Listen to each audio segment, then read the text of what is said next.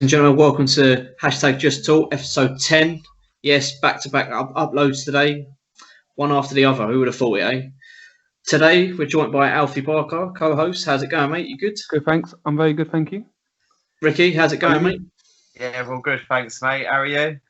Good, thank you. Really good. I just want to start with a quick message to people that are watching. Boys, if you ain't already subscribed, please drop a subscription. I think we're at the moment of talking, we've got 109, especially off the last episode that blew up.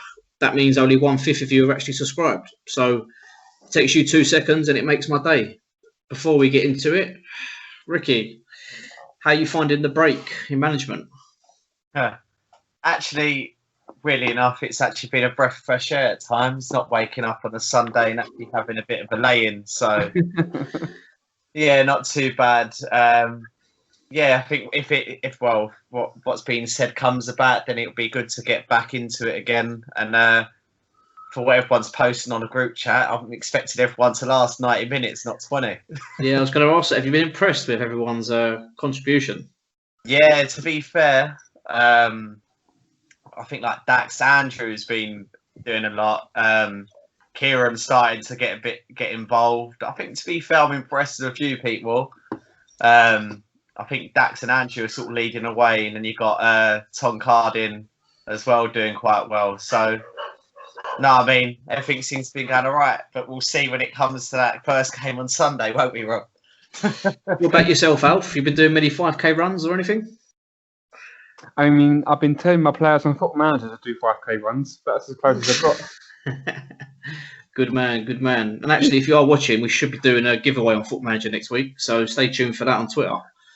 Right, let's dive straight into these football fixtures because it was a really, really good week for Spurs, actually. Today's feature game, we've got Tottenham 2, Manchester City 0. How good of a win was this for you, Rick?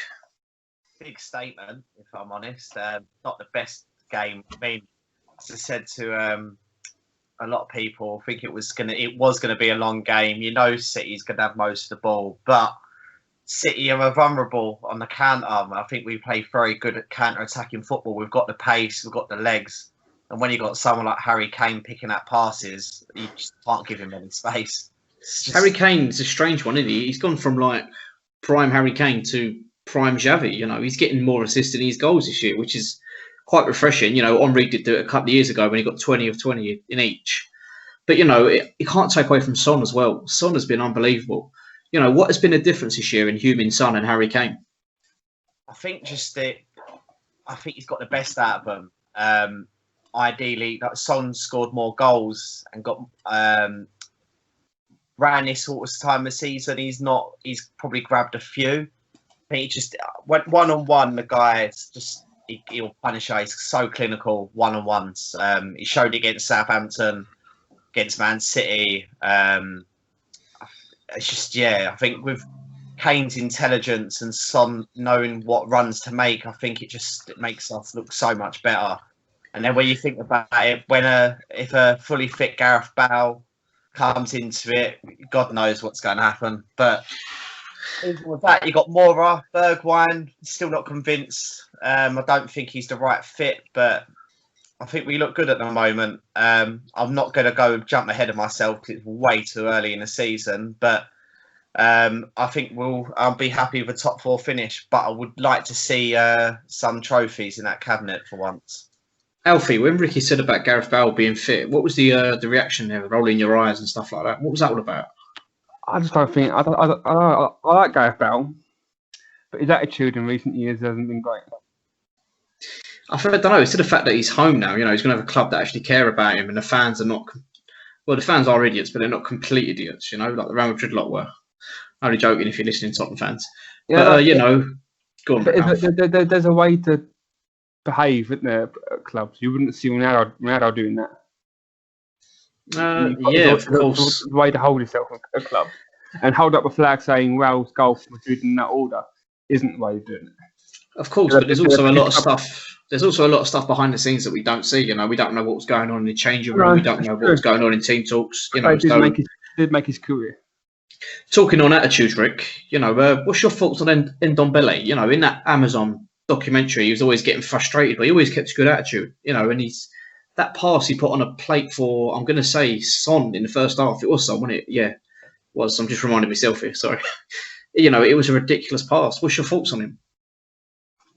He's got the potential to be a very good player. It's clear to see. I mean, if you don't see it, then I don't know what sort of football you're watching, to be honest. He's a quality player.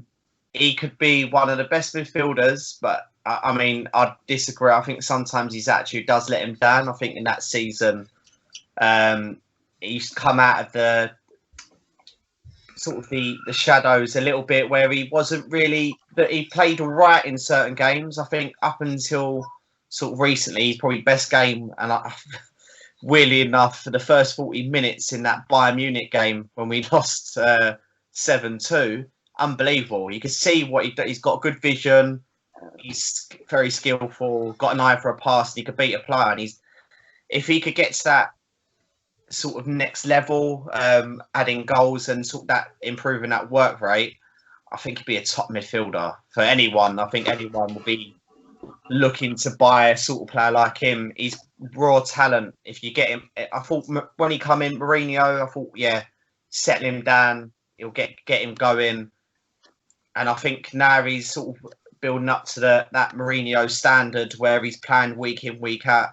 And we do miss him in certain games, in my opinion. So be good to see how he comes about in the next couple of weeks. He's still young as well, isn't he? Yeah, I think it's 23, 24 next month or something like that.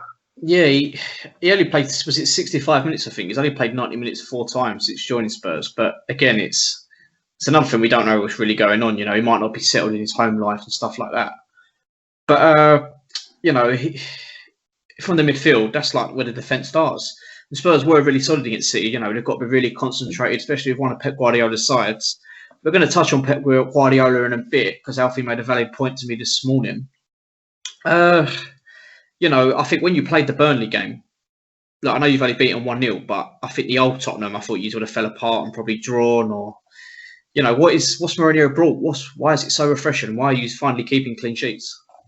I think, it's Mourinho, isn't it? It's just the way he started. I mean, he's changed it. He hasn't got that same mentality. He's going to park the bus and he's defensive. Like, as he said in the documentary, we have better players than what he had at Man United, which I completely agree with. I don't think United have been the strongest in years. I think, obviously, you've got the Rashfords, Greenwood, Martial, but is someone like Martial, is he going to get in the Tottenham squad? No. End of the day. But I think he's brought that belief, and I think there are sort of winners in that team. But at the same time, it's Spurs, as everyone says, Spurs, we're Spursy, blah, blah. I think apart from that, we didn't play well against Everton. The 3-3 draw against West Ham, which did not see that coming at all. Did they deserve it? Neither the West Ham fans, to be fair, Rick. Yeah, I know you're a West Ham fan, but let's be fair. The goal, I can't really remember the sort of the second goal was. I mean, Sanchez. I think his time's up. But sort of the rocket in the last minute. How many times are you going to do that again for West Ham? Let's be fair. In the last minute of the game, I think we sort of shot ourselves in the foot. But since then, we didn't play that well. But we was grinding results, getting 1-0 wins here and there. So, I mean, I don't mind that. It's just the mentality's changed. We look like we could do something this season, but at the same time, it's Spurs. It's in our DNA apparently. So we'll see. Alfie, was this just a game of Spurs being quality, or was it just a game of City being wasteful? They've scored in the game. I thought it should have been ruled out via VAR. It was handball on Gabriel Jesus, 100%. But Alf, what's your opinion? Was City just wasteful on the day, or did Spurs deserve it? Spurs played well. Spurs played really well. They defended well against a City team who likes to attack. But I don't know why, especially for the first goal, City were so far forward when Harry Kane's been picking balls over the top in recent games. But then you've got Kane and Son on form together. They're so hard to stop. I think Spurs fully deserved the win. I'm honest. I don't think. I think it'd have been harsh if Spurs didn't win that. I want to touch on. Sorry, Rick. Go ahead. Yeah, no, I think what everyone sort of missed out in the whole of it, how good Eric Dyer was, and also Højbjerg. Probably, in my opinion, I didn't know much really of him at Southampton. I mean, it's been unbelievable for us so far as well. Him holding that midfield, but he's not shy to make that forward pass. He got that assist against United in that 6-1 win against for Aurier. Just looks. He settled in really nicely, wins the ball, simple, gets the ball, very simple. I think he goes unnoticed, and I think he did on Sunday. And I think, in my opinion, out of him and Dyer was my man of the match. Kane was brilliant because he done what he had to do, but I think Højbjerg and Dyer did get overlooked quite a lot on how good they were, and Toby as well, to be fair. Will Alderweirald's injury be an impact in the next few weeks, though?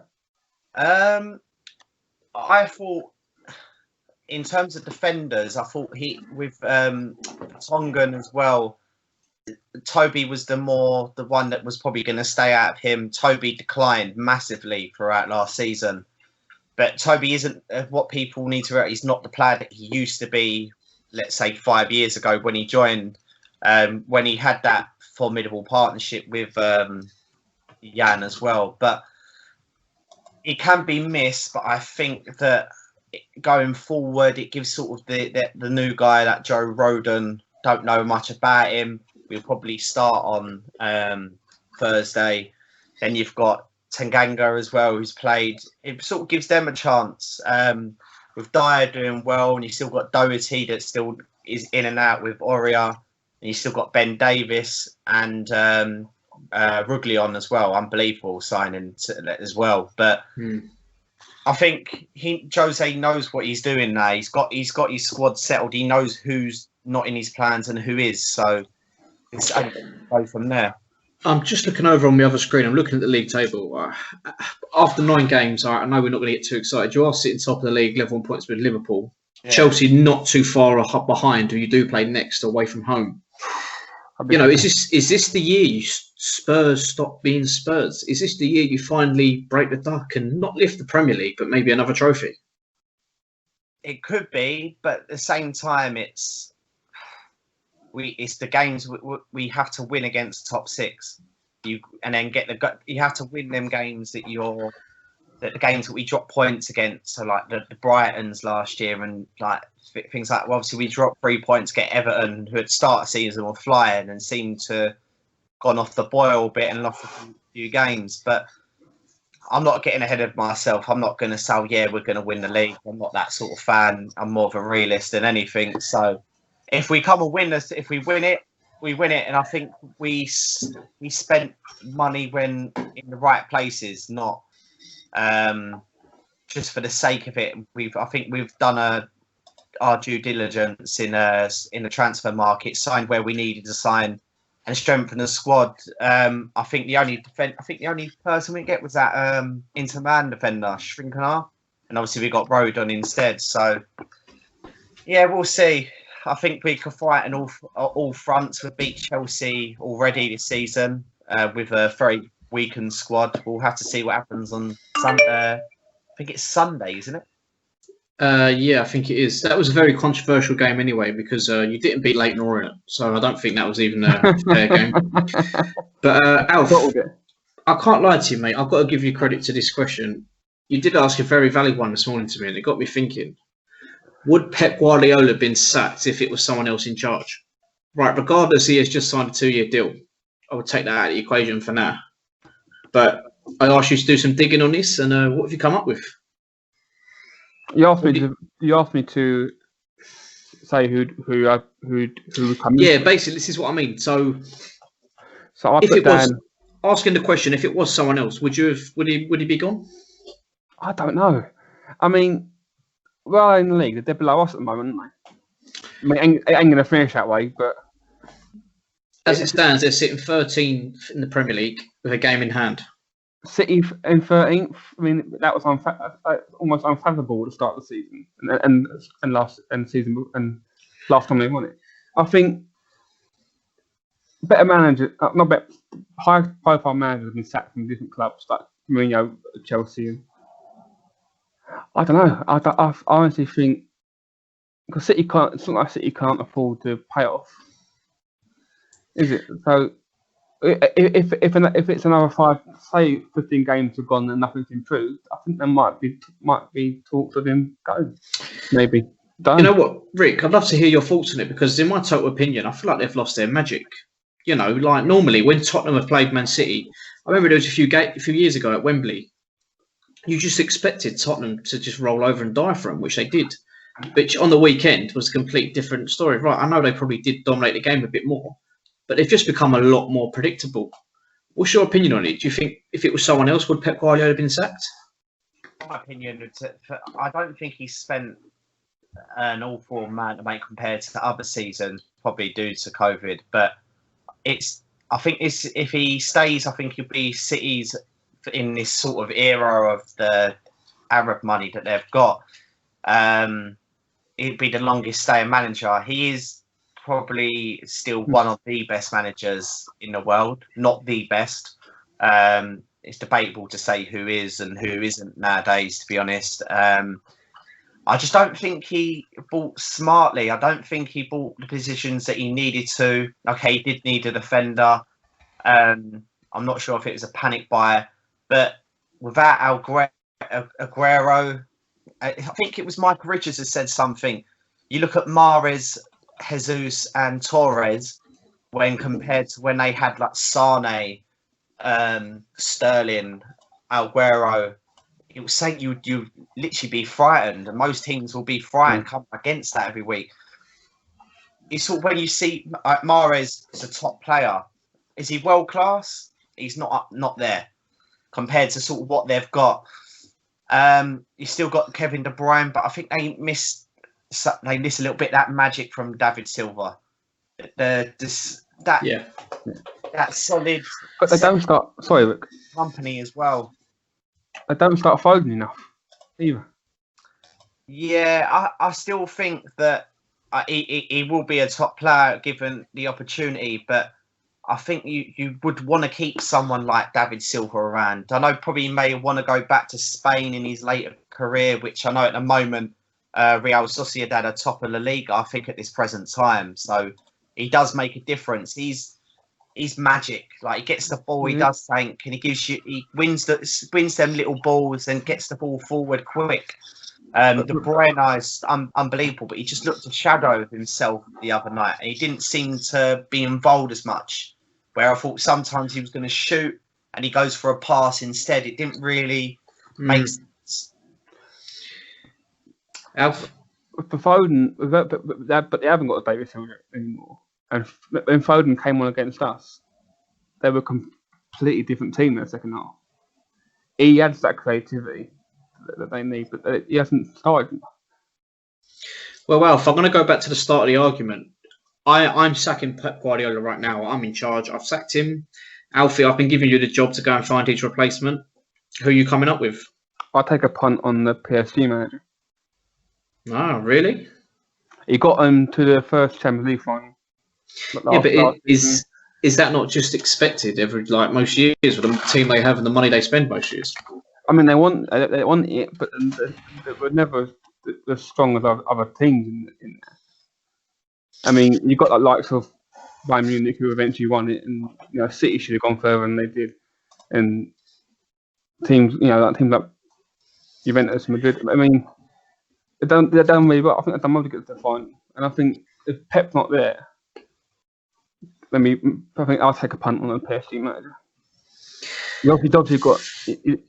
They'll need someone to handle big players and big egos. So he's obviously done that with Neymar and Mbappe. So he's obviously knows how to do that as well. Fair enough. We're going to keep it on topic. We're going to move it on. Newcastle 0, Chelsea 2. I feel like I'm going to start to eat my words about Frank Lampard. I said he'd be the first man to get sacked. I don't feel like it's going to happen. I'll hold my hands up there. It's a mistake from me. Rick, is it finally starting to click at Chelsea? you know, I think we have to remind ourselves it was only Newcastle, and I might be getting a little bit excited, but it's another clean sheet, and they've conceded 1 goal in the last 4 Premier League games. Yeah, he seems to have tightened it up quite a bit. I think maybe certain games it was just clicking. I don't think they're the finished article as such. I think, I didn't really. I watched the partial highlights of the game. I didn't really see much of sort of Chelsea, Newcastle, to be quite honest. But they're a funny side. It happened last season as well, where they went on a run a few games and then they lost a few. They were very inconsistent, and I think Chelsea create a lot of chances, but still struggling to put certain chances away. I think they will do well. I said they'll be up there challenging because, I mean, I know that sort of like Liverpool, they won on the weekend as well. But you sort of look at Chelsea's chances and you can put them up there. Obviously, depending on how they deal again, it's the big 6 games. Are they going to beat us on the weekend? Are they going to take the game to City? Are they going to take the games to Man United and things like that? And I think they only drew against United as well, 0-0, which was quite a boring game, if I'm honest. And yeah, I think it's still there. I think if they don't win anything this season, next season there'll be a lot of pressure on Frank Lampard to push and go to win the Premier League, because I think it's been quite a lot, probably the longest they've been without a title. If I'm honest, I don't think they've won a trophy and since the Europa League, or is that 2 years ago now or so? Well, no, it's been a while. It was last year. I do apologise, but yeah, I think depending on the sort of big games, this is obviously this weekend's a massive game for both clubs. It'll make a gap between certain players, or it could shorten the gap as well. I think it's to the fact that they signed Mendy as well. Do you know what I mean? If you're playing centre back, and let's take it to our level at Sunday League. If you're playing centre back and you've got me in goal, you're going to worry a bit more. I'm not going to give you the communication. But when you've got Joe Bisco in goal, you're going to be pretty safe. If you do make a mistake, he's there going to cover you and he's going to give you probably a bollocking to get on with it. But do you think it is that mental side of the game where they just feel a lot more comfortable with Mendy, Alf? Yeah, if you don't trust your goalkeeper, the defense is going to cause all kinds of havoc, isn't it? You need that trust between the defenders and the goalkeeper. That is one of the fundamentals of defending as a unit. Cool, great stuff. It's building up to be quite a good finish in the Premier League. I know it's early doors, but I'm quite looking forward to that period in like March and April. I think, can we all agree? Do you think Chelsea will be up there come end of the season then? Yeah, I think no. I think it'll be top. I think top 3 will be Liverpool, Spurs, and Chelsea. Fair enough. Let's move it on. Manchester United 1, West Brom 0. The only good thing I can take from this is that I had Man United in my last man standing. I watched the whole game, sadly. It's probably the only game I did watch all the way through. I will comment on VAR has been really good this weekend, but this is the only game where I got annoyed with it. See, this takes me on to my next point. Should have West Brom had a penalty? It wasn't a penalty, but both Fulham's penalty against West Ham and United and Liverpool's penalty against West Ham was given, and that was and the contact was as minimal as it was on the West Brom one. So why wasn't that given? So your argument with it needs consistency. It needs to be the same all the way through. Yeah. Rick, what was your thoughts on it? Did you see the incident? Vaguely see it. I think there was contact, and it was very slight. It was harsh, but I've seen them given. We've seen them given this season, and at the end of the day, I think it's building up a little bit. You don't get them we haven't had the toenails where they're off nowadays. So I mean, where they're offside, I think that they've got a bit more better. You're not hearing a bit more controversy to you're discussing it as much. I think if it was against me, I'd say it's very harsh. I get your point, Alf, but at the same time, I think certain decisions this season have been very, really, is that in a normal game? Yeah, it probably would have been given to be overturned. I think sometimes it just undermines the ref. I think when the VAR is overturned the decision, I always think the ref should go to the camera first and then decide himself. But you rarely see that at the moment. But I mean, I think on this occasion, I think VAR may have got it correct on both sides in that game. It was a penalty for United. The replay, should have been taken again because he was pretty much near the halfway line when he made that save. Jesus Christ. But yeah, same old United getting a penalty. I think if the defender's standing that close and it's pelted against him, you can't do much about it. That's a very harsh. It's the whole consistency argument again, isn't it? Yeah. This is what it is. Rick, I just want to take it back 4 or 5 years ago. You are a centre forward. You know, if you used to play over the Marshes tomorrow, your game plan, would it change if you used to play in the Premier League and you knew VAR was watching? Well, I mean, the amount of times, if you remember that first game of this season, where the ball hit the guy's hand and the referee said no.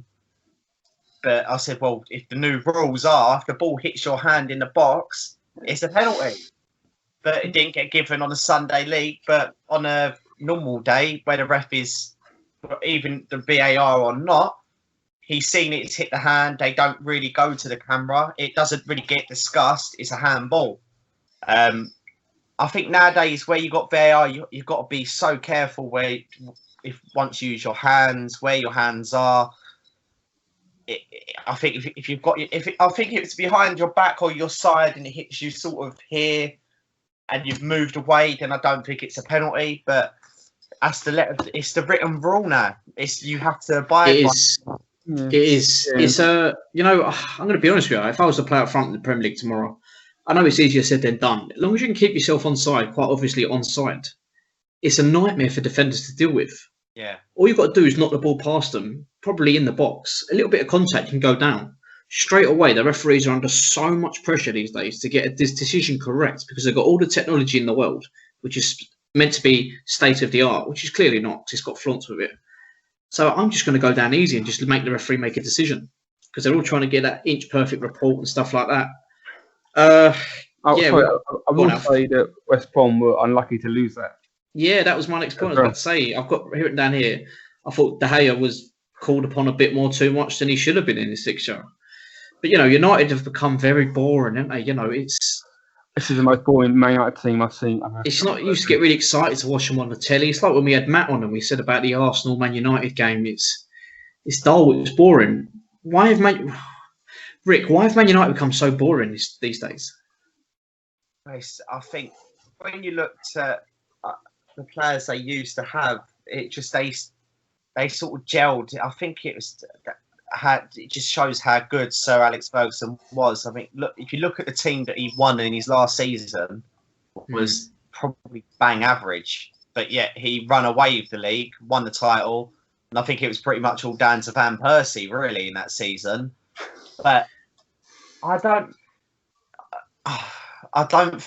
Pogba isn't the player that what people think he is. I've always said that, and I'll stand by that.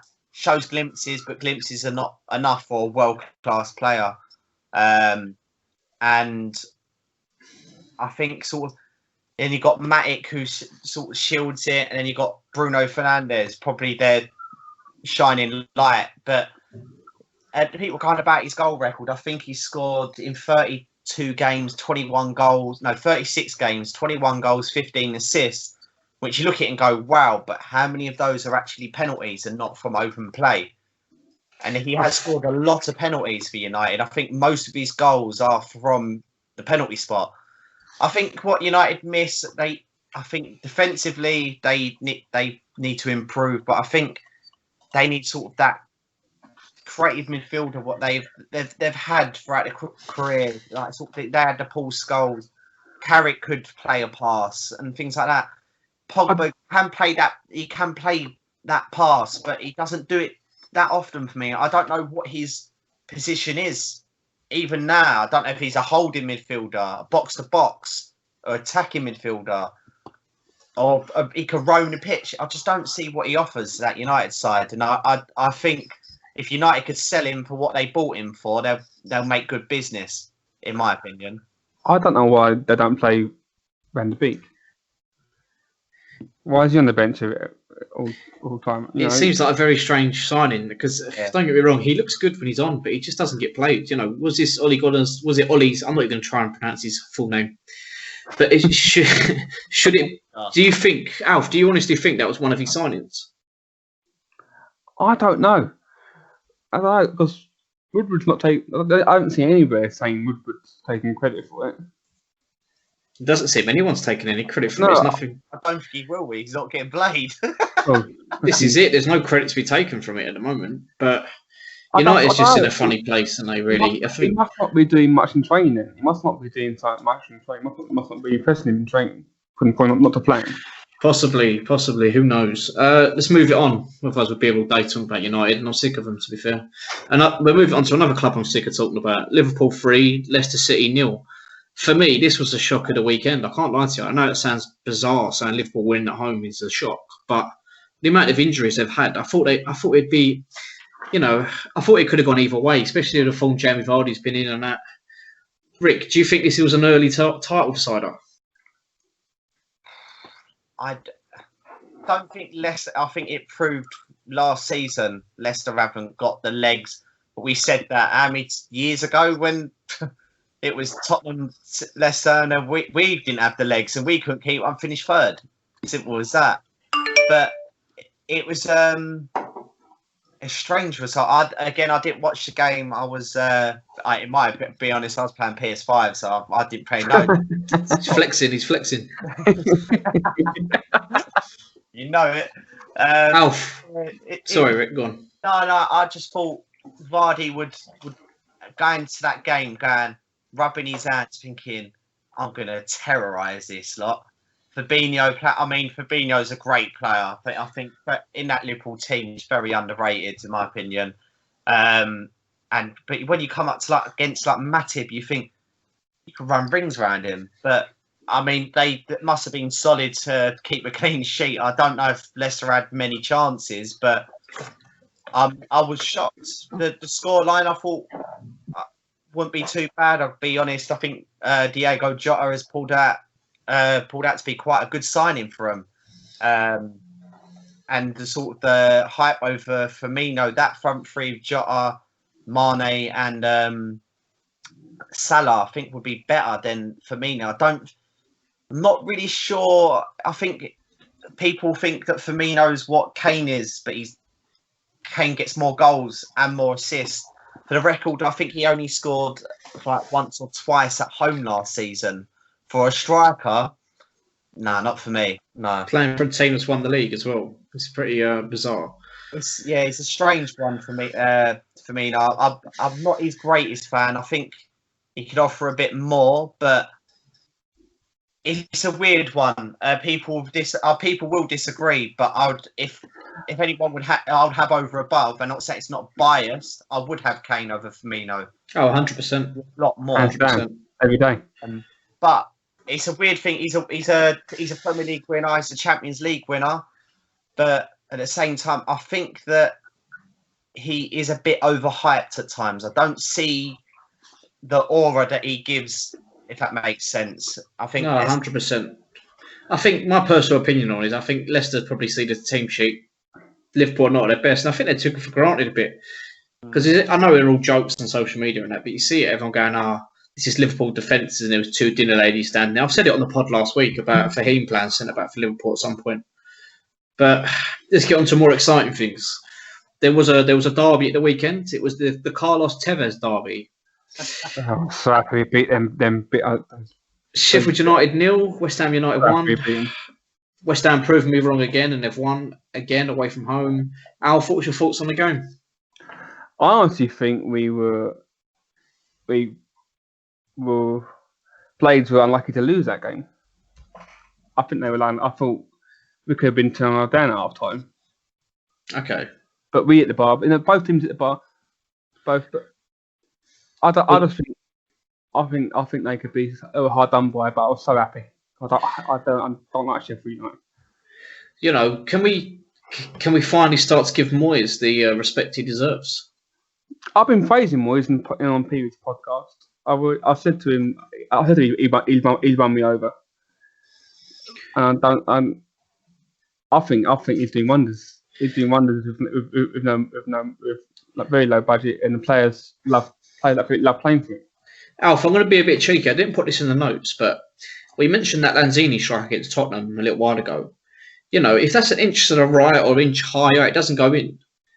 I know this sounds mental, but that being spot on going in, I don't even think it hit the back of the net. But regardless, how vital was that goal for this run? Do you feel you'd still be able to go on this good run if that hadn't hit the back of the net? I think so. I mean, we might. It was like our goal in was vital because it's a derby and we're 3-0 down, and that point feels like a win. If we don't, but I think we still would have done. I think we still would have been doing all right, judging by. But I don't think we I don't know. It's tough to say, but I think we've been all right. We might not have. Who did we face after Spurs? Did Man City at home, I think. Yeah, we might, if we'd not lost that, we might not have got the confidence from to go into that game. Cool. Ricky, I know we take the mick out of West Ham an awful lot. What's your general thoughts on them at the moment? Because, they are on a good run. They're pushing up. They're in the top half of the table now. Is it just a matter of them crashing and burning soon, or do you think it will continue? Well, I think it's more of a case is when they do lose. And then it's they could be consistently good, but equally consistently bad. And that's been saying for a number of years. And it's weird at times, like West Ham sing like it's happening again. I mean, I don't really see what most fans really sing about at West Ham, because you don't win a cup, they're mid-table, and they're happy with that, which is fine. But for what they wanted to be, I thought sort of their owners would want to be a bit more ambitious. But at the moment, I feel like, yeah, they are on a good run. Fair play to them. But it's a weird one. It's just like you look at the Sheffield United team. They're on a bad run of form. They look like if it carries on, they could be going down. But I think there's worse teams than them in the league. For example, Fulham, who I don't think have done that well this season. So. I'm not even going to talk about Fulham. The amount of times I slag them off on here, I probably turn up outside my house. So I think they're on a good run of form. I think he deserves a bit of praise, Moyes, but it's that test. If they lose their next game, I mean, to beat Leicester and Wolves was massive results. I mean, I never see it. No one see it coming. Was it 3-0, 4-0, and then I think you got the draw against Spurs. No one see that coming. I mean, to be fair, I didn't see that draw coming at all. I thought as it always happens in the last couple of seasons, West Ham with Tottenham, it was like be 3-2, we go 3-0 up, they score twice. Obviously, that it fell to him. He knocks it in. And I think it just carries the momentum over. Yeah. It goes into the next week and it carries on. But with West Ham, I think it's their confidence, or if they get a big injury and so forth, it's different. And to be honest, I think for once, a West Ham manager seems to have dropped Mark Noble. It was. I mean, I love Noble, but it was time. It was time to.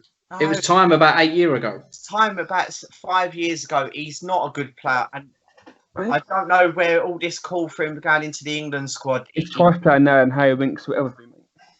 Oh, Harry Winks is 10 times the player Mark Noble's ever been. He's not, mate. Oh, come off it. It's a shite Mark Noble. Why is he not? Why is he not? Alf, why is he not the player that Harry Winks is? I like Harry Winks. He just think, am I messing? I think Oh. I think this is go angry. It's too late. We've got the soundbite. You know what's going to be the soundbite this week, then. So if you're watching this for this argument, you've been baited. I think Rick needs a moment. Lucky you're sitting down. Talking about inconsistent. Alf, you play Villa at home this weekend. Villa have been a very strange team this year. They'll go and beat Liverpool 8-2, and then they'll go 4-0 down to. I think it was Southampton. I'm going to say I'm probably wrong. Chances are I am wrong. But what do you reckon? Do you reckon you'll take 3 points from that, or? I'd be very happy with a point against Villa because they're a good team. Despite they're doing well. Quite a lot against Brighton, they are in good form and they are doing well. I think I'd be happy with a point. Well, there you go. He's gone for a point. He's going in with a point. Okay, cool. We're going to bring it back to the CSM stuff, Rick. We've had a really good start, I think. We've took 7 points from 9, is that correct? It's been a while since we've been over there. Yeah, too long. Are you happy with the start? Yeah, no, I'm very happy to start off. Considering sort of my first season, and I think that draw where we were 2-0 up within the first few minutes and sort of it slipped towards the end. I think it was just showed sort of my naivety in that as well, which I strongly admit to it. And I think sort of that the response afterwards, I'll be honest, because it's been a while, I can't even remember the score. I think that we had a friendly before sort of the break, but I can't remember what the other one was. I think it was the game before that. I can't remember we played. It was 1-0 down half time. Half time, and we started off really well, and it was coming, but then they scored, and they're going off at half time, thinking they've beat us. What on earth? They had that one chance, they took it. Because of lack of communication, and then second half, your team talk inspired me. I wanted to get up and put my off, mate. Brought out me and Mike Bassett. The water bottles were flying, everything. Off. And they went out, and obviously Gilroy, unbelievable. When you got Mark as well, Dax. Like Kenny played really well. Had something to prove. John Watson as well. You've got really good players in that team. It's just interestingly, I was thinking the other day, or I think like the week after, I was like, our actual centre forward hasn't scored this season, and it shows where the goals are all coming from, all different positions. Got the most assists as well. Missed a few sitters, but bear in mind. But it'd be interesting to see how we come back on that first game. For what I've heard and what I've seen in messages whilst you guys been talking, sort of the no roll on, roll off. I thought it would have been introduced now, bearing in mind no one's played in a month, but I think it goes backwards. I don't really understand it. They want to pay for letters. That would be the best time to bring it in. It would be a really good time to bring it in. Time to bring it in. No one played in a month. Yeah, very, very old-fashioned in the league. I think it needs to go the time and to give players a bit more. People want to play when you've got 5 subs, especially in a big game. You want to move players around to make it different. Like 5 subs. I mean, I don't think I've used all 5 subs in this season as of yet. So I've had to make the decision where I've not played certain players. So I don't see why it detriments players from playing football, and that's what they want people to do. They introduce the 5 sub rule, but I think it could be better, in my opinion. But that's when I ask you this question, I'm going to ask you this as an interviewer, not your assistant manager.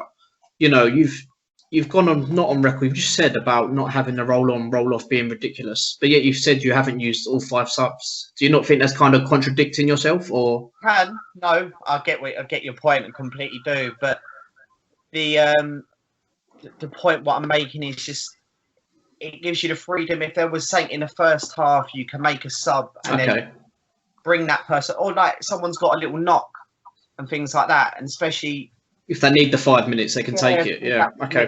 And then, or it might not even be 5 minutes. You come back on, but it could be like 5 minutes. Like, right, let's see how you go for keep warming up, keep going, sort of thing. Yeah, I've not made the subs, but in certain games, I could have made that sub that I've not made in the first half to make a difference. There's a load of league. In fact, I could be here all day, but I mean, we ain't got that much time. But I think that if you look at other leagues, I think we're the only league in the whole of England and probably the UK that does not have a roll on, roll off. And I think the chairman of the league confirmed that as well. And I think I've had a conversation about him, but I think it needs to go with the times. I think it's way behind where it should be. I know it's old fashioned. It's a typical East London league. It's been around since God knows many years now. But I think now it's time to sort of get other players more of a chance to play in certain games, and it just makes managers' lives a bit more easier, and it really does.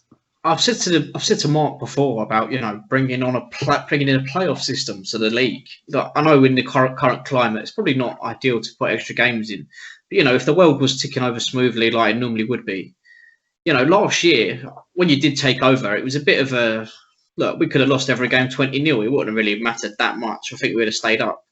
But does it give clubs that little bit more oomph to go for a season if there was a playoff system? In fact, it could, but I think it would make it a lot more interesting. But I think it depends on how you do it compared to the relegation sort of playoff positions, because basically there are teams in the Hackney and Leighton League where even though they're in Division 3, they could go to Division 2 and hold their own. But you get certain clubs that come in, say like for example, Clapton have come into the league in Division 3. We've got our twos as well.